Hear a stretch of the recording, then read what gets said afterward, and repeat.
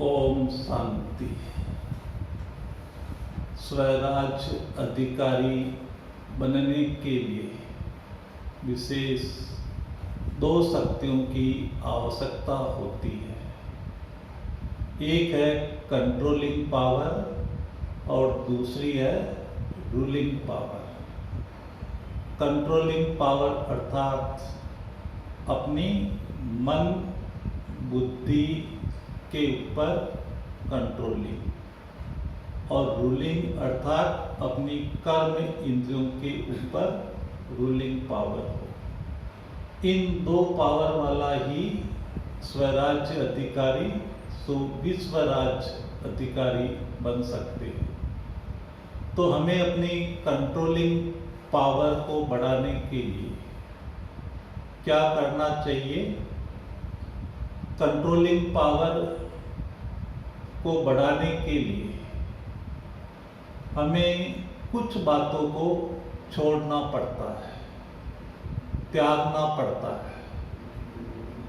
जैसे आपने देखा होगा कि पतंग को ऊंचाई पर ले जाने के लिए उसकी डोर को ढील देनी पड़ती है, तभी वो ऊंचाई के ऊपर पहुंच पाता है। तो ऐसे ही हमें इतनी ऊंची मंजिल को प्राप्त करने के लिए अपनी बुद्धि के ऊपर कंट्रोलिंग पावर पैदा करने के लिए जो बातें उपयुक्त नहीं है, जो बातें ठीक नहीं है, पुरुषार्थ के लिए, कल्याण के लिए, आगे बढ़ने के लिए, तो उनको नजरअंदाज करना पड़ता है। छोटी छोटी बातों में अगर हम बुद्धि लगाते रहेंगे तो हमारी बुद्धि कमजोर होती जाएगी।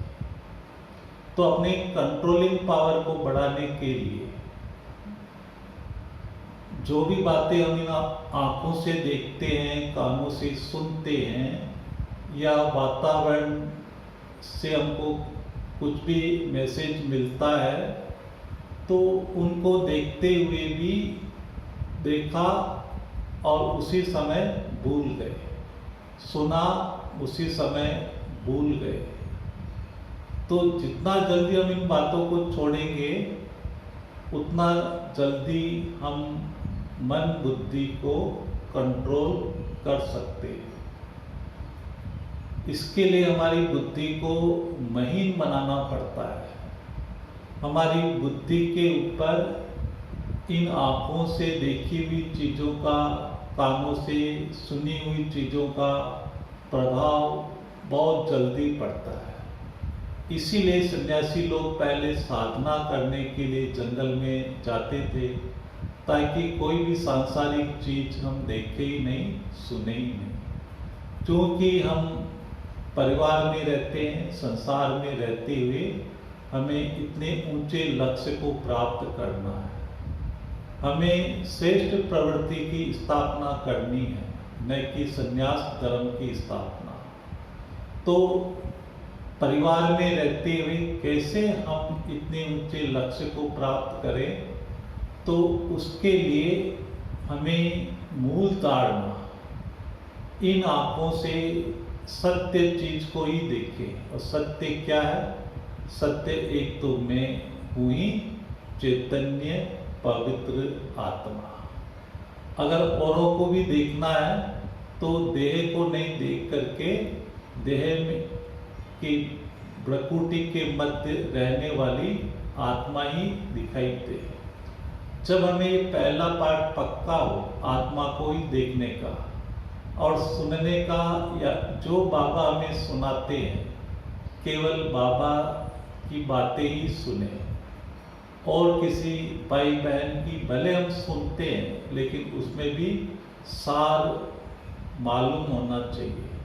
और सबसे अच्छा अगर आप अव्यक्त वाणी पढ़ते हैं, सुनते हैं, अगर आपकी बुद्धि में वो ज्ञान का खजाना फुल भरा हुआ रहता है, तो फिर कोई आत्मा सुनाती भी है तो आपकी जजमेंट पावर शार्प होने के कारण आप विस्तार में नहीं जा करके उसको सार में ही उसकी बात को ग्रहण कर लेते हैं।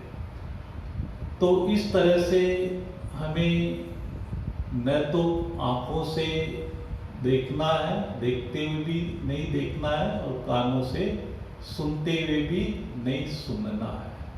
जहाँ आवश्यकता है, जहाँ अटेंशन देने की बात है, उस पर तो हमें ध्यान देना ही है।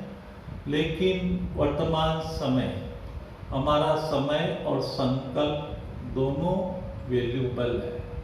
तो हमें अपनी शक्तियों को बचाना है, अपनी शक्तियों को खर्च नहीं करना है।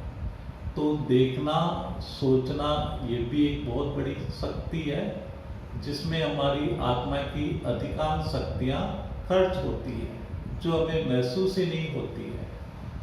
तो अपनी कंट्रोलिंग पावर को बढ़ाने के लिए हम अयथार्थ बातों को जितना जल्दी छोड़ेंगे, उतना हमारी बुद्धि शक्तिशाली होती जाएगी, और जितनी बुद्धि शक्तिशाली होगी, उतना ही मन हमारा शांत, कंट्रोल होता जाएगा, और हमारे अंदर कंट्रोलिंग पावर आती जाएगी।